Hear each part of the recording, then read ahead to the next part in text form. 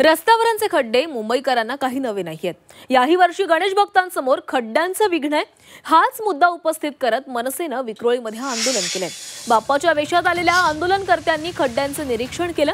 गणपतीची मिरवणूक खड्ड्यातून काढत खड्ड्याभोवती बाला डान्स गणेश आवाहन केलेलं आहे। यावेळी पालिकेचा आणि सरकारचा जोरदार निषेधही करण्यात आला।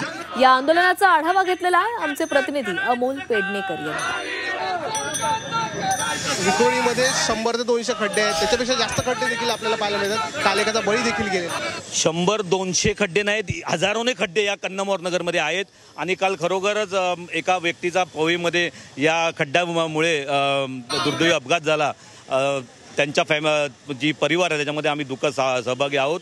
पण आम्ही हा जो आज गणपतीलाच रस्त्यावर थेट आणला याचं कारण असं आहे की 5-6 वर्षापासून या रस्त्यांची अवस्था अशीच आहे आणि ही लोक नवीन टेक्नॉलॉजी आणून खड्डे बुजवतात म्हणून सांगतात। यावेळी पण त्या लोकांनी सांगितलं की आम्ही मॅस्टिक ही नवीन टेक्नॉलॉजी आणली आहे। स्वतः गणपती बाप्पा सांगतायत मी पृथ्वीवर आलोय की चंद्रावर। याच्यातूनच तुम्हाला कळतंय। आणि हे सरकार स्वतःला हिंदुत्ववादी सरकार समजतंय, पण त्यांना त्या हिंदू देवतांच्या कुठल्याही पूजेचा पहिला मान ज्या गणपती बाप्पाला असतो त्या गणपती बाप्पाचं आगमन त्या खड्ड्यातनं करतायत।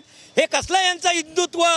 ते निर्लज्ज सदासुखी सरकार आहे त्यांनी। आणि आम्ही गणपतीला सांगतोय आम्हाला जनतेला सुखी ठेवण्यासाठी तू बुद्धी दे आणि या सरकारचं काय चाललंय ते बाहेर काढ। हे जे आंदोलन आहे ते खड्ड्यांसाठी नाही तर चांगल्या रस्त्यांसाठी आहे असं विक्रोळीकरांचं म्हणणं आहे। इथल्या मनसे कार्यकर्त्यांनी गणपती बाप्पांनाच थेट या ठिकाणी खड्डे जे दाखवण्यासाठी या ठिकाणी आणलेले आहे आणि सूचक इशारा पालिकेला दिलेला आहे। जर हे खड्डे वेळेत बुजले नाहीत तर यापेक्षा देखील उग्र आंदोलन आहे ते मनसे यापुढे छेडणार आहे। अमोल पेडणेकर, झी मीडिया, मुंबई।